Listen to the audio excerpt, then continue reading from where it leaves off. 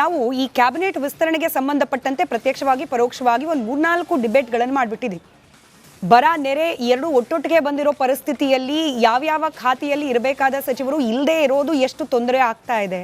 ಹಾಗೆ 20 ಖಾತೆಗಳನ್ನು ಮುಖ್ಯಮಂತ್ರಿಗಳ ಹೆಗಲಿಗೆ ಹೊರಿಸ್ಕೊಂಡು ಮಾಡಬೇಕಾದ ಡಿಸಿಷನ್ಗಳನ್ನು ಕ್ವಾಲಿಟೇಟಿವ್ ಆಗಿ ಮಾಡ್ಲಿಕ್ಕೆ ಸಾಧ್ಯವಾಗದೇ ಇರೋದು ಎಷ್ಟು ತೊಂದರೆ ಆಗ್ತಾ ಇದೆ. ಇದರಿಂದ ಜನಸಾಮಾನ್ಯರು ಅನುಭವಿಸ್ತಾ ಇರುವ ತೊಂದರೆಗಳು ಎಂಥದ್ದು, ಹಾಗೆ ಆಡಳಿತ ಯಂತ್ರ ಯಾವ ರೀತಿಯಾಗಿ ಸ್ಟಕ್ ಆಗಿದೆ ಅಥವಾ ಸ್ಲೋ ಡೌನ್ ಆಗಿದೆ ಅಂತ ಹೇಳಿ.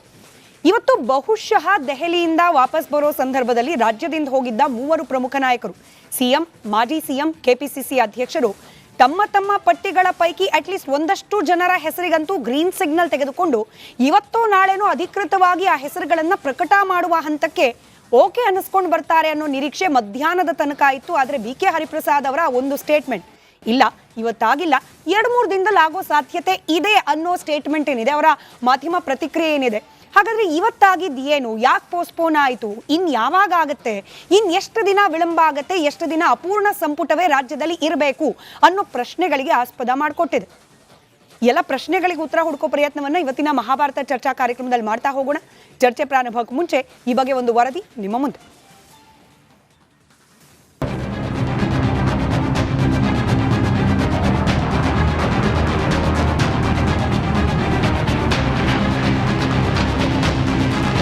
ಆಷಾಢದಲ್ಲೇ ಡಿಕೆ ಸಂಪುಟಕ್ಕೆ ಹಿಡಿದಿರೋ ಅರ್ಧಗ್ರಹಣ ಮುಕ್ತಾಯವಾಗಲಿದೆ. ಹೊಸ ಸಚಿವರೊಂದಿಗೆ ಡಿಕೆ ಸಂಪುಟ ಪರಿಪೂರ್ಣವಾಗಲಿದೆ ಅನ್ನೋ ಚಿತ್ರಣ ಮಧ್ಯಾಹ್ನದವರೆಗೂ ಇತ್ತು. ಇದೇ ಅಭಿಲಾಷೆಯೊಂದಿಗೆ ರಾಜ್ಯದ 3 ನಾಯಕರು, ದಂಡಿ ಸಚಿವಾಕಾಂಕ್ಷಿಗಳು ದೆಹಲಿ ವಿಮಾನ ಹತ್ತಿದ್ದು ಹೈಕಮಾಂಡ್ ನಾಯಕರ ಮನೆ ಸುತ್ತ ಗಿರಿಕಿ ಹೊಡೆದಿತ್ತು.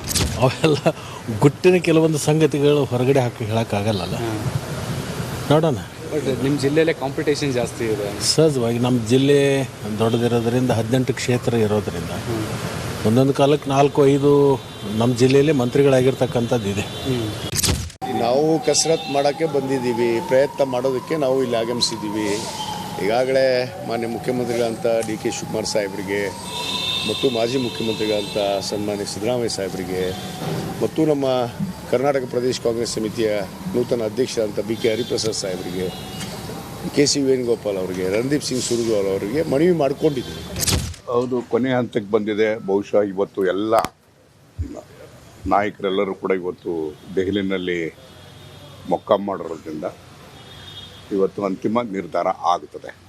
ಸಿಎಂ ಒಂದು ಪಟ್ಟಿ, ಮಾಜಿ ಸಿಎಂ ಒಂದು ಪಟ್ಟಿ, ಕೆಪಿಸಿಸಿ ಅಧ್ಯಕ್ಷರು ಒಂದು ಪಟ್ಟಿ ಹಿಡ್ಕೊಂಡು ಹೈಕಮಾಂಡ್ ನಾಯಕರನ್ನ ಭೇಟಿಯಾದ್ರು. 1-to-1 ಸುರ್ಜೇವಾಲಾ, ವೇಣುಗೋಪಾಲ ಜೊತೆ ಮಾತುಕತೆ ನಡೆಸಿದ್ರು. ಆದ್ರೆ ಒಳಗೇನಾಯ್ತು, ಬಿ ಕೆ ಹರಿಪ್ರಸಾದ್ ಹೊರಬಂದು ಸಂಪುಟ ವಿಸ್ತರಣೆ 2-3 ದಿನ ಮುಂದೂಡಿಕೆಯಾಗಿದೆ, ಹೈಕಮಾಂಡ್ ಕರೆದಾಗ ಮತ್ತೆ ಬರ್ತೀವಿ, ರಾಹುಲ್ ಜೊತೆ ಚರ್ಚೆ ಮಾಡಿ ಎಲ್ಲವನ್ನು ವಿವರಿಸಿದ್ದೇವೆ ಅಂತ ಹೇಳಿದ್ರು. ತಾತ್ಕಾಲಿಕವಾಗಿ ಅದು ಮುಂದೂಡಲಾಗಿದೆ. ಮುಂದಿನ ದಿನಾಂಕವನ್ನು ಯಾವಾಗ ಸೂಚನೆ ಕೊಡ್ತಾರೋ ಅವಾಗ ಬರ್ತೀವಿ. ತಾತ್ಕಾಲಿಕ ಅಂದರೆ 1 ವಾರ 2 ವಾರ ಅಲ್ಲ, 2 ವರ್ಷಕ್ಕೆ ಹೋಗಬೇಡಿ. ತಾತ್ಕಾಲಿಕವಾಗಿ ಕಾಂಗ್ರೆಸ್ ಅಧ್ಯಕ್ಷರು ಊರಲ್ಲಿಲ್ಲ. ಈಗ ಅವ್ರು ಬಂದ ತಕ್ಷಣ ಚರ್ಚೆ ಮಾಡಿ ಅದನ್ನು ಪ್ರಕ್ರಿಯೆ ಸಂಪೂರ್ಣವಾಗುತ್ತೆ.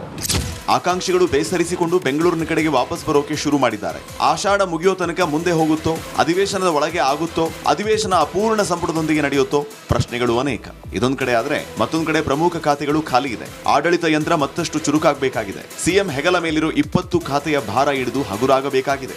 ಇದೆಲ್ಲ ಅರಿತು ಹೈಕಮಾಂಡ್ ಸಂಪುಟ ವಿಸ್ತರಣೆ ವಿಳಂಬ ಮಾಡ್ತಾ ಇರೋದು ಯಾಕೆ? ಬನ್ನಿ ಚರ್ಚೆ ಮಾಡೋಣ.